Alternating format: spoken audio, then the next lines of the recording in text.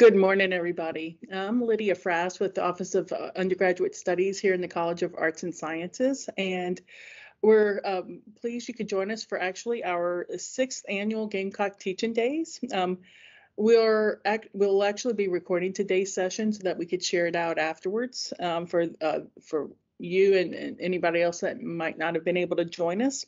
And this year, we're pleased to showcase two of our McCausland Innovation Fund awardees, Leah Lindsey and Cathy Wiskes from Languages, Literatures, and Cultures. Both are instructors and course coordinators for Spanish 109 and Spanish 110.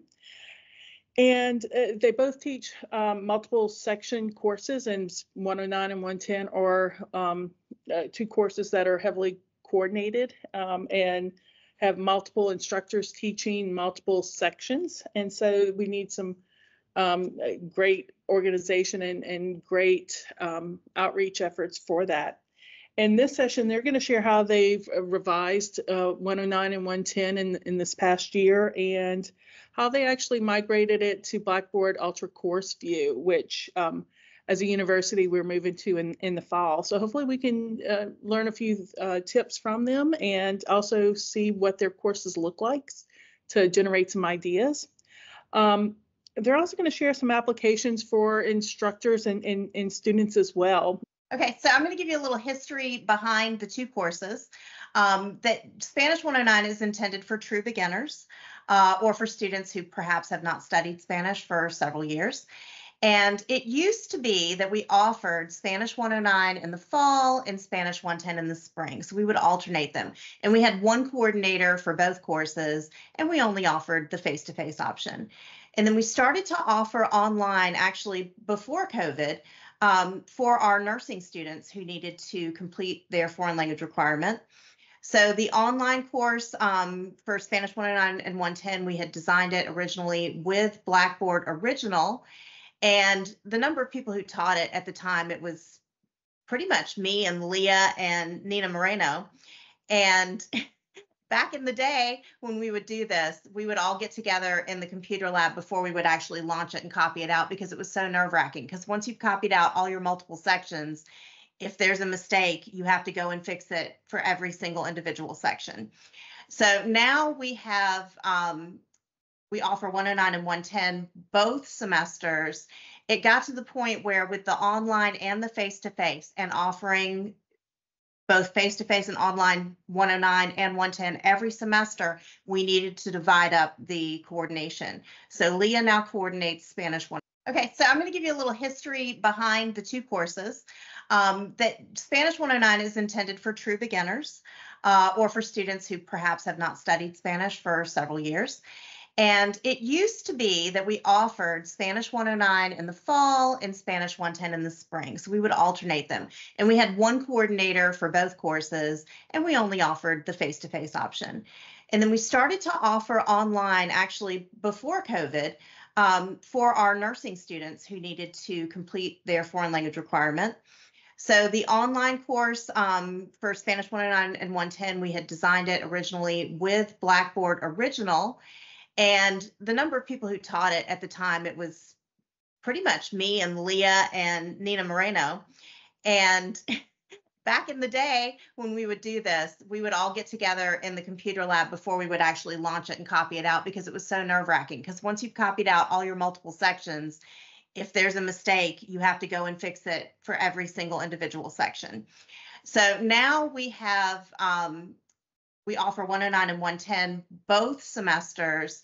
It got to the point where with the online and the face-to-face and offering both face-to-face and online 109 and 110 every semester, we needed to divide up the Coord 09, both online and face-to-face, and I coordinate 110 online and face-to-face. And the two of us work very closely to make sure that we have a smooth flow between the two courses. So I'll let Leah then take it over and explain how we have it set up currently. These are both introductory, like Kathy said. They are an introduction to just very basic grammar and practical vocabulary necessary for just fundamentals. So in this sequence, we really do try to focus on the 4 areas of learning. We want them to speak a little, we want them to read a little, we want them to hear a little, and we want them to write a little in every opportunity possible. And so we really wanted this experience to be available to the asynchronous students the way that it is in the classroom with the face-to-face students. And so this took a ton of forethought and a ton of prediction. And then, of course, the past few semesters running it and seeing how it worked out and modifying, even down to the activity itself, going into the platform, changing the instructions, changing the way it was structured so that the online students would have an experience that was quick and fast and, pedagogically similar in its own way to what the students face-to-face were getting. So they don't only do grammar, of course. Within the context of all the grammar activities, they're going to talk about countries and communities and practices and products and behaviors and, even down to how names and time format works, things that they may actually see out in the real world as they're moving around in adulthood. So we do restrict this very carefully to students who have not had Spanish in the last 5 years or have never had Spanish at all. This course, 109-110, is designed for true beginners. Students who came in with more information from a high school experience can go into the faster track and do it all in one semester and move on to 122 if that's necessary. So we really are gearing everything to brand new students, both online and face-to-face. Even face-to-face joins us a little bit in the online environment because it's considered a hybrid flipped class. So we use this in that course as well, just not as much. Okay. So it's completely asynchronous. They have no reason to meet with us unless they ask for it because everything has already been processed and prepared for them. Every module, every activity is in order the way they're supposed to consume it. And by the time we train them in how to behave within the modules, they really get the hang of it and they can really move themselves through it quickly. Then we can give them feedback effectively and they can move on to the next task. So, of course, this is a GFL course. So our outcomes have to do with things like communication, culture, connections, comparisons, and then, of course, communities. And we're trying to work that into the online environment. So, we really want to achieve a couple of things here. We want to get them to communicate, but also, as we're seeing with the changing environment with foreign language and post-secondary education, we really do need to talk more about that intercultural competence element so that realistically, the language skills they take are helpful in helping them appreciate the culture as a whole and as what they're seeing out in the world today. And so, and in their real lives and in the news and in, media. And so we want to try to help them navigate those things with some stuff that they see in our course. So with that in mind, I think we should maybe go and look. So this is the sandbox that I created when we rebuilt our courses basically with the McCausland grant. And so Leah's is very similar. Again, we worked very closely as we built these.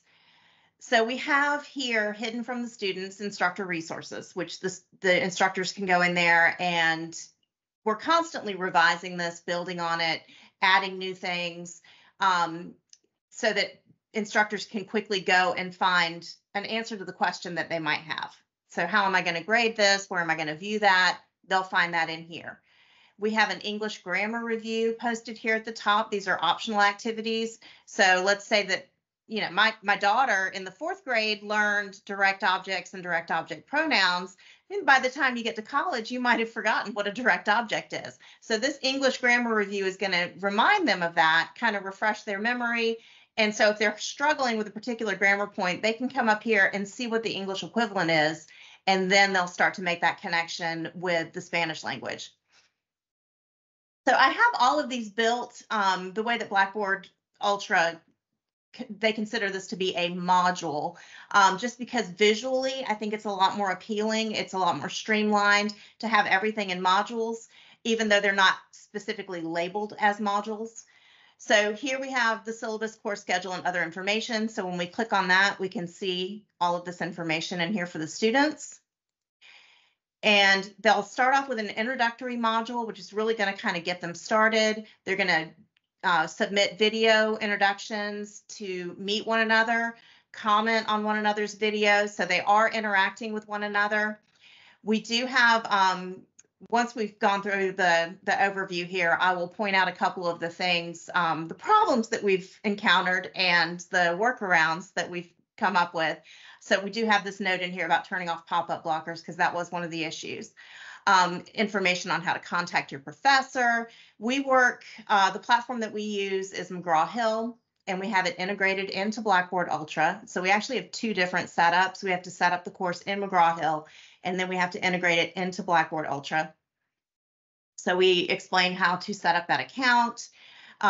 For 110, I want them to know what they learned in 109. So this is kind of a reminder. They're going to complete this as a major homework assignment, and it reviews key elements of Spanish 109. So this is an assessment that I built within Blackboard Ultra, and it has videos embedded in it that are going to review the content. So it's a series of 3 different videos. So they watch a video, they answer a series of questions. They watch another video, answer a series of questions. So it's basically holding them accountable for, you know, I'm not going to teach you this. This is what we expect you to know already when you come into Spanish 110. And then we also have them use Respondus with the camera for the end of chapter assessments. So we start off with this folder where we've got the information on how to install it, the Respondus protocol, how to do a thorough environment scan. And then we have them do a trial quiz because we don't want them to discover that they have issues right before they take that end of chapter assessment. We want them to do this trial quiz first. We want to walk them through the steps so they know what to expect. And we want them to demonstrate to us that they know how to follow the protocol and that they know how to do a thorough environment scan. So that's the purpose of the trial quiz.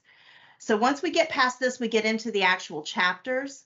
So in Spanish 109, Leah covers chapters 1 through 4, and in 110, I cover chapters 5 through 8. Each chapter is broken into 3 separate modules. So the first module always has the comunicación, which is just basic communication activities, how to express that you like something, or how to talk about, oh, that was great, I had a good time, that was fun, little communication topics. And all of these have videos that go with them where students are getting authentic input and they're hearing native speakers using these phrases. Then we have the vocabulary, and then there's always a pronunciation element where they're focusing on particular aspects of pronunciation. And then for most of my chapters, I also have the first grammar structure in there as well. And then the second module, they've got the remaining grammar structures for the chapter.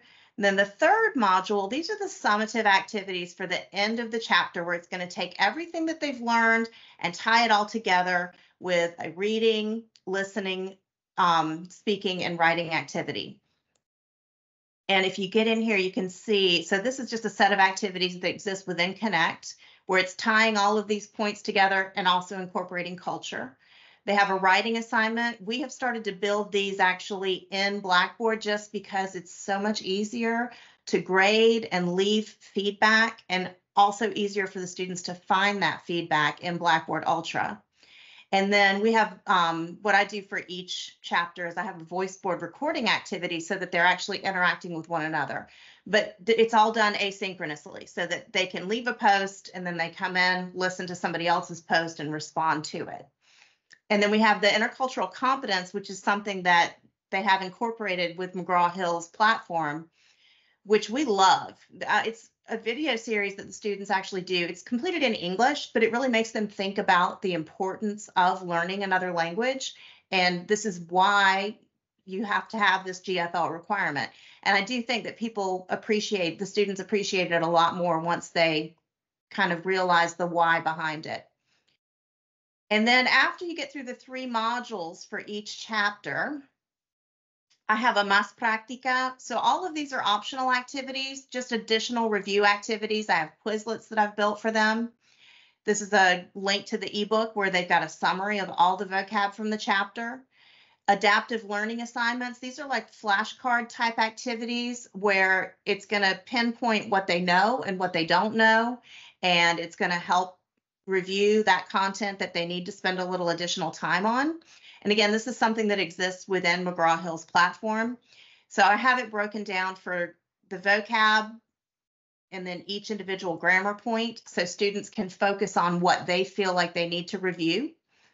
And then we've got those game-like activities. So this is where they basically build an avatar and they walk around in a 3D virtual environment as a study abroad student, and they interact with other characters. And then we've got little mini games. And again, these are all things that exist within McGraw-Hill's platform. So we did not actually build these, but it was one of the major factors that attracted us to this particular book that we're using. And then finally, we wrap up each chapter with the end of chapter assessment. So they come in and they do an honor code agreement, and then they jump right into the assessment itself. And these we built within Blackboard Ultra. So that is what a typical chapter looks like.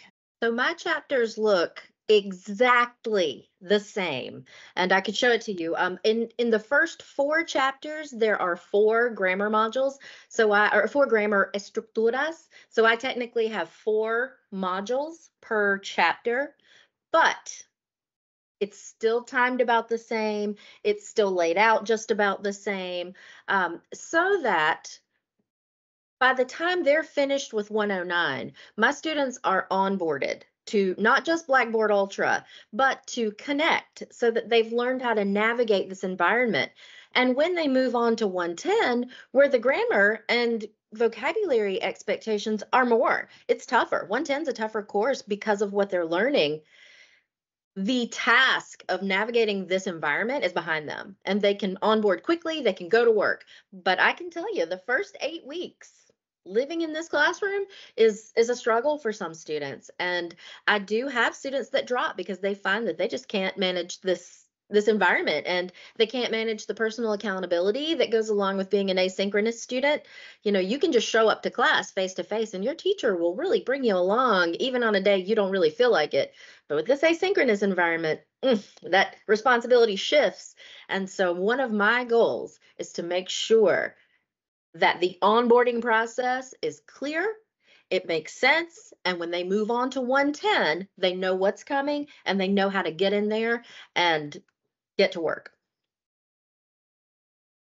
We are cutting edge when it comes to integrating platforms. We have Blackboard Ultra integrated with McGraw-Hill Connect LTIA, which is the most up-to-date, cutting-edge platform they offer. And so we have done what they call a deep integration, so that our students don't need any kind of link, they don't need a code, they don't need any kind of confirmation. They can literally just log into their Ultra, go to their first homework assignment, and it prompts them to move into our course.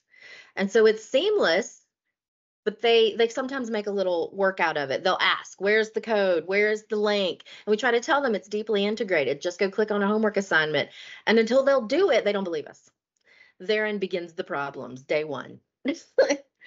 Right. So this is, like I told you guys, 109 and 110 are meant to make the student feel like, you know, they're in a similar environment, so that the onboarding is simple for the second semester. And so this is my current active section, and you'll see that I leave the, let's see, is it too small?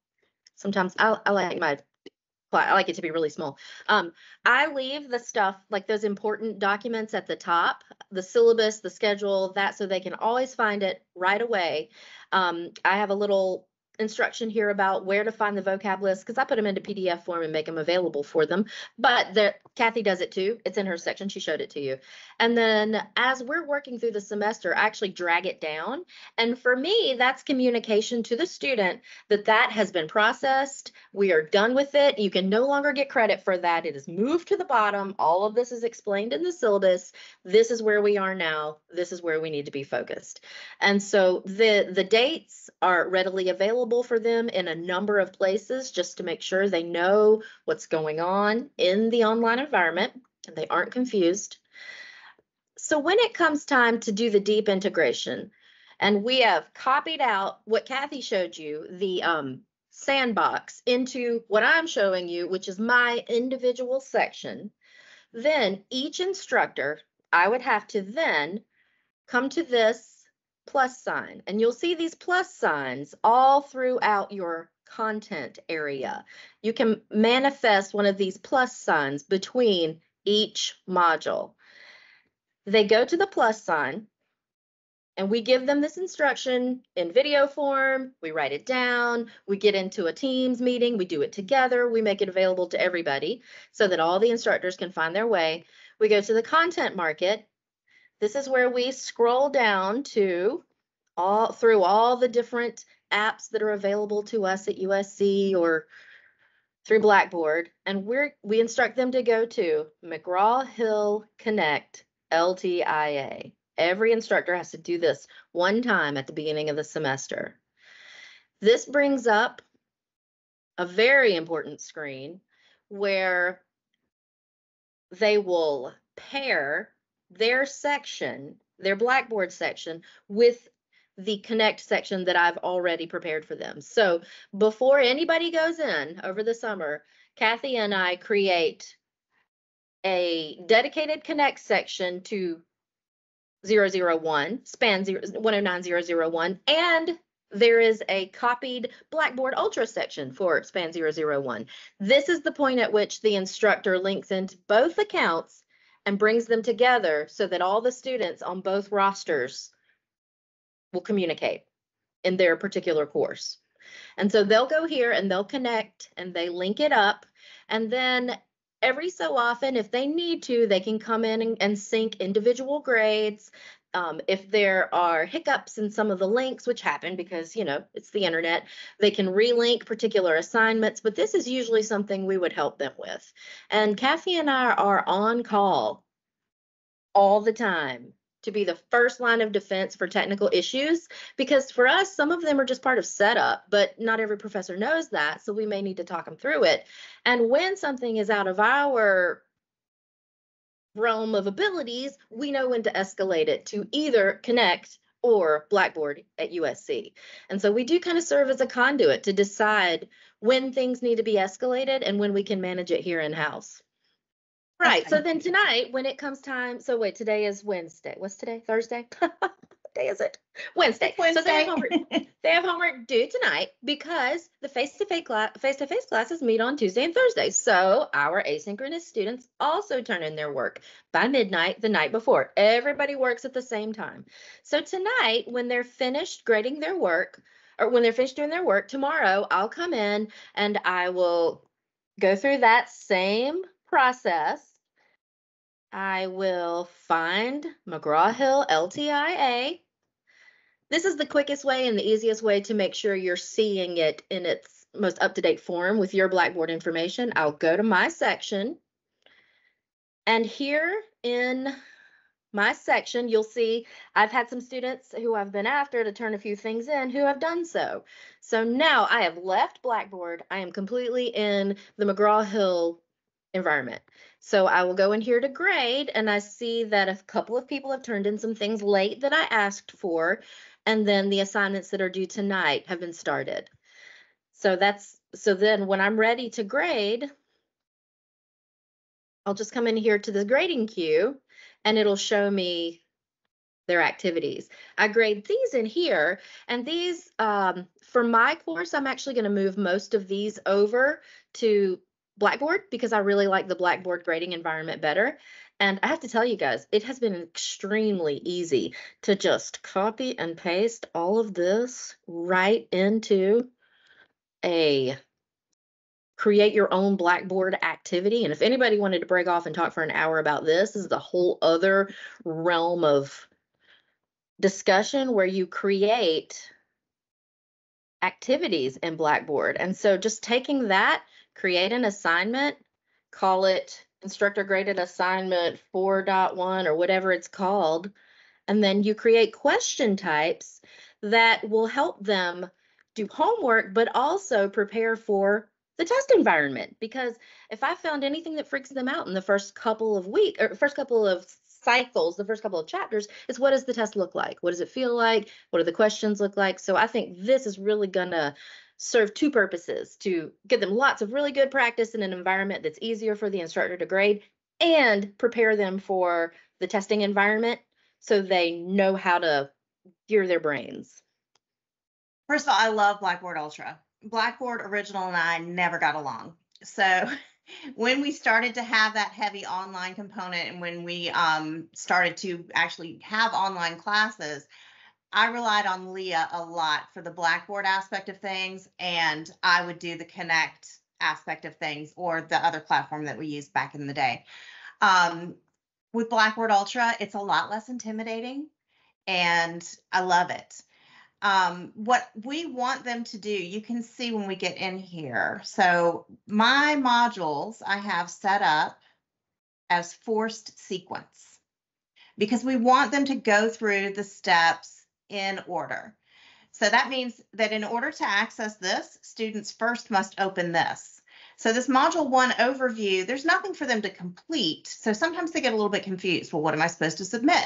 Nothing, but I do want you to look at it. So they'll come in here, they'll look at it, and once they've looked at it, then the next item in the sequence is unlocked. So it's great. We do it or I do it for the first 2 modules of each chapter. And then when they get to that 3rd module where they've got those summative activities, they can jump around if they want to. So the 3rd module of each chapter is not forced sequence, but these are, because we want them to get basically the lesson, which is right here, the Panopto video. We want them to complete that.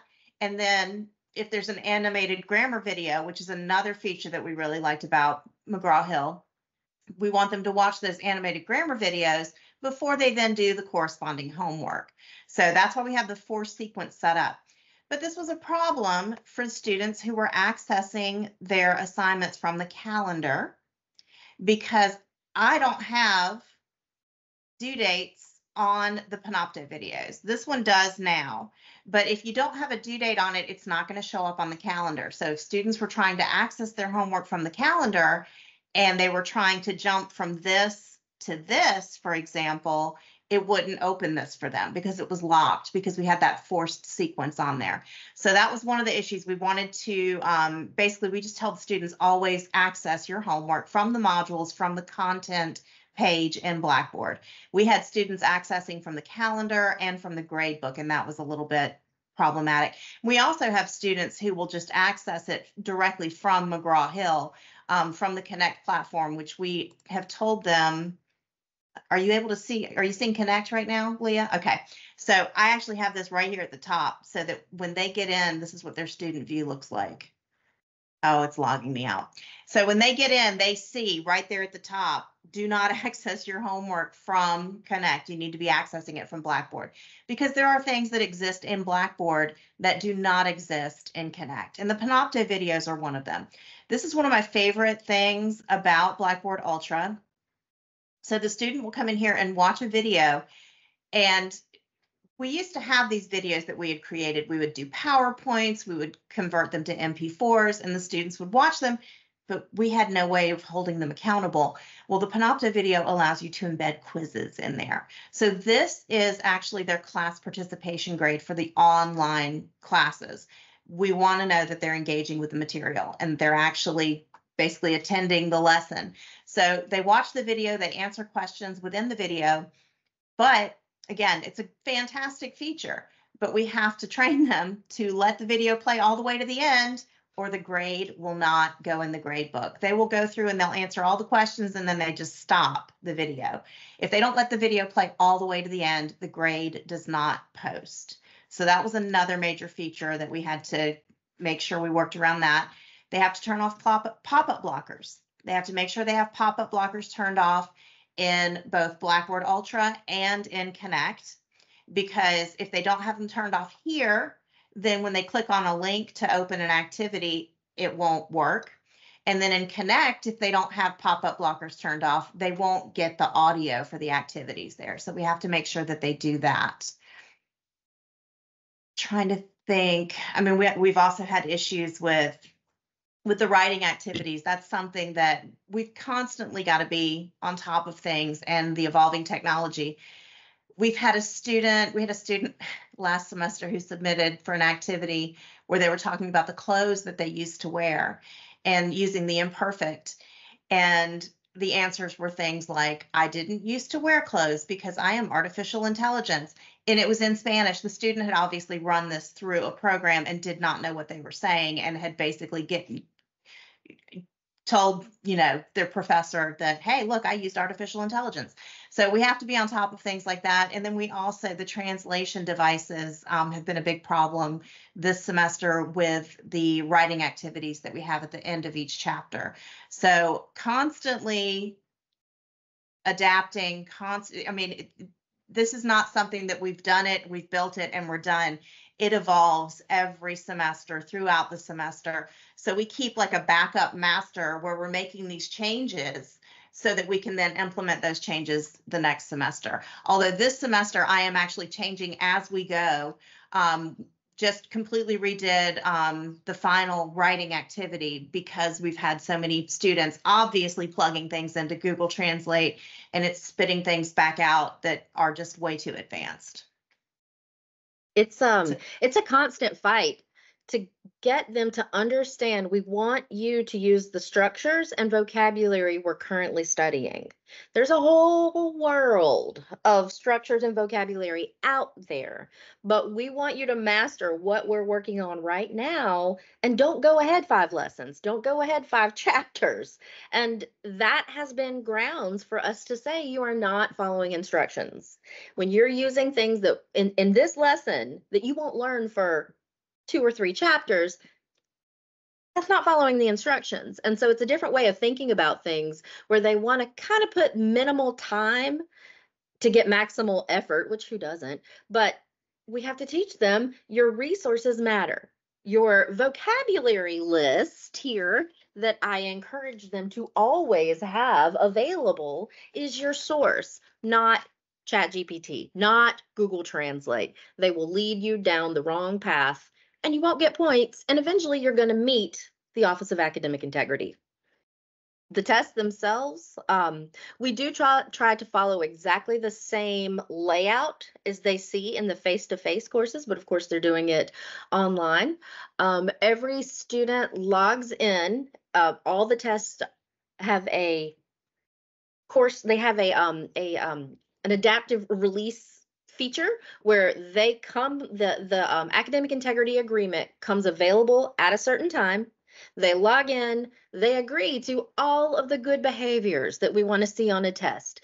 Your face is in the screen, your face is lit from the front, you aren't wearing a ball cap, you aren't talking to someone on earbuds under your hair, you aren't, I see people looking to the very right and very left of their screens a lot. Cell phones are a challenge on these tests.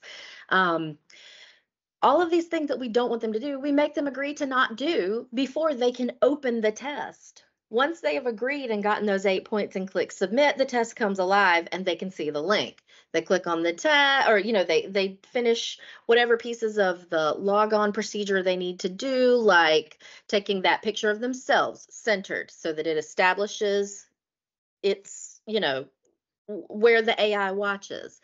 Then they take their ID picture. Then it's a lot of times we'll see all of a sudden the screen goes here, and there we go. We take the whole test like this. And so we have to talk to them about that. And that's a failure to follow protocol, because this can't be really monitored, where are your eyes right now? Where are your eyes? Where are your eyes? And it never fails. Someone tries to do this.